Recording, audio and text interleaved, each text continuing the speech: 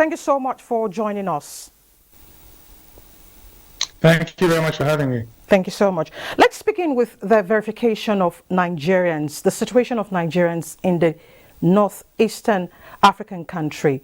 What exactly can you tell us officially?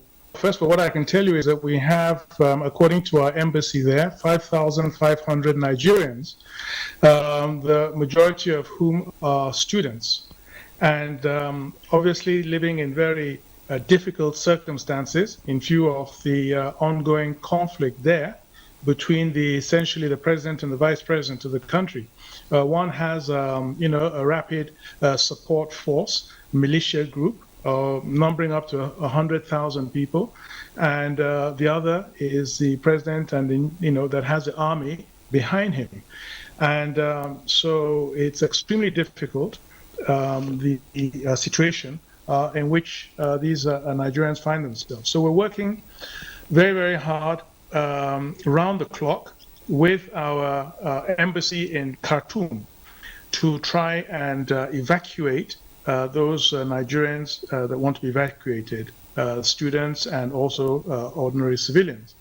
The big challenge is to get, first of all, we've arranged with the embassy to have a pickup point where they can, converge. And the big challenge, of course, is to get a safe passage out of Khartoum.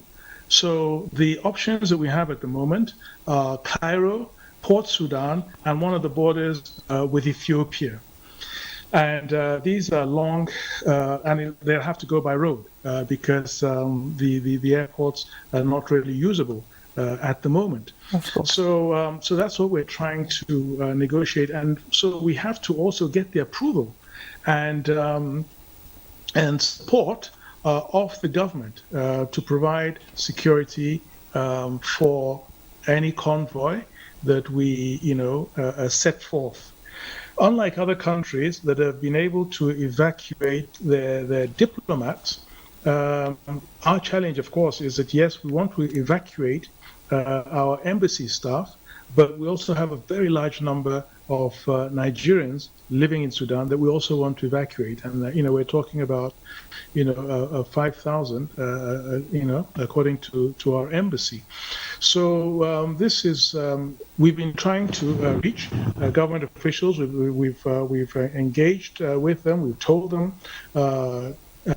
to give us a safe passage to convey our people. We're still waiting for that approval. We don't want to expose, our citizens to the risk of just conveying them without having that guarantee of a safe passage from the government.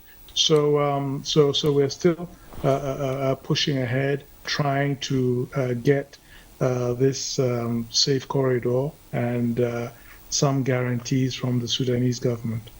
Okay. All right. You talked about evacuation and moving some Nigerians via the road. Let's talk about the protocols before we talk about the safety on the road for these people. What are the protocols like? Because you talked about students, we have traders, we have diplomats in that country that are Nigerians.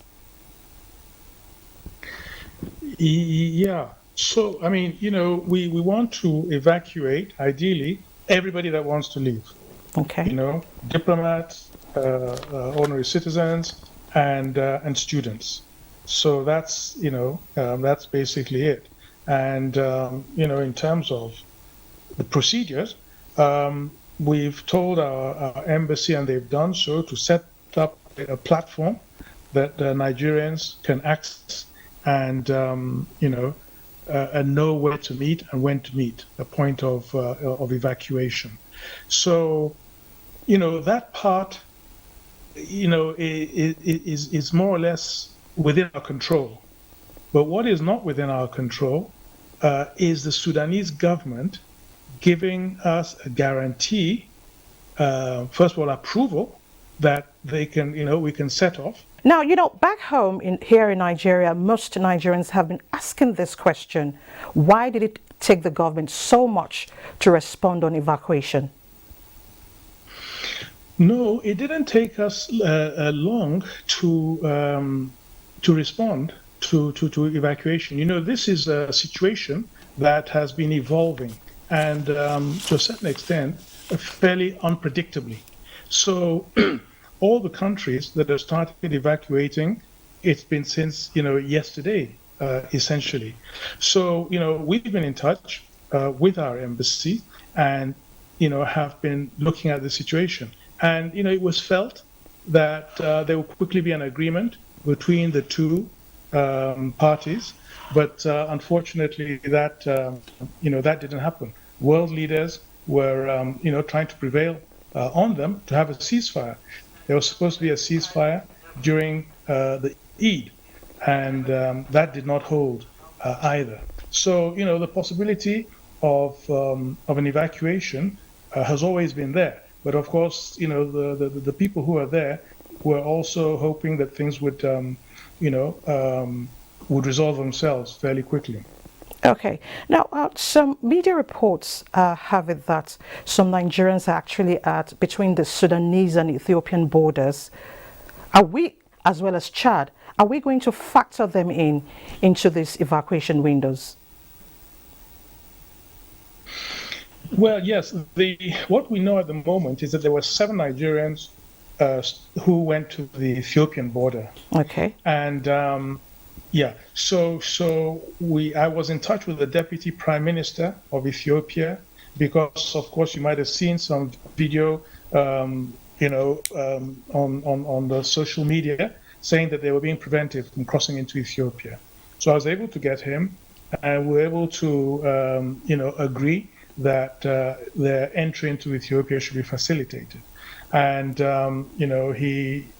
we agreed on what to do. So the embassy getting in touch with the Ethiopian embassy in Khartoum and getting the necessary authorization. So that's ongoing. And those who are going to Chad, certainly we're also going to tell our embassies there. It's one of the what we are doing to be aware that there might be Nigerians coming into those countries and to offer them all the assistance that they might require. Okay, so let's talk about the welfare of Nigerians in Sudan right now. What is the safety level like for them? They're still in that country.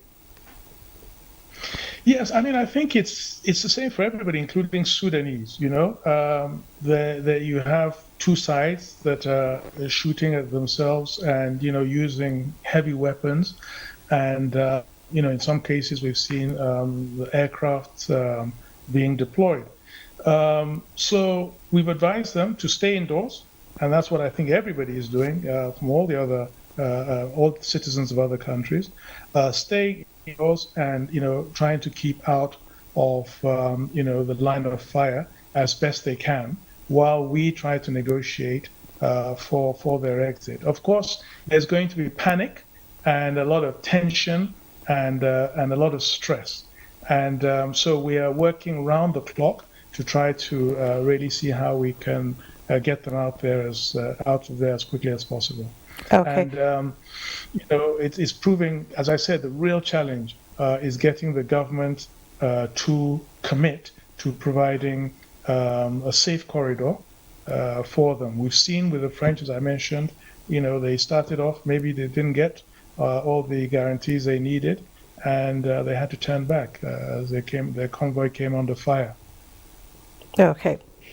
What assurances would you be giving us back home for Nigerians generally?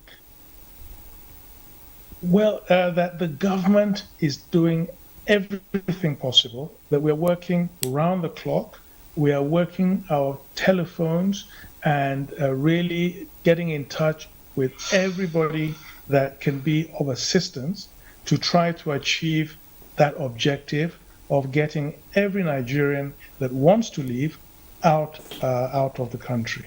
And safely too. We don't want to take any risks to further endanger the lives of our citizens. So to get them out safely. Okay, this crisis in Sudan isn't painting the African picture correctly. This is going to affect Africa one way or the other. How do we put an end to this crisis? as Africans? When you say we, do you mean Nigeria or you mean we Africans? Africans Yeah. Well, generally. I've also been in touch with the African. Yes, I've also been in touch with the African Union. As you know, we have our national, who is actually the commissioner for peace, political affairs, and peace and security of the African Union. So directly involved in this, and it's not an easy one. I think what we have to do is to act as one.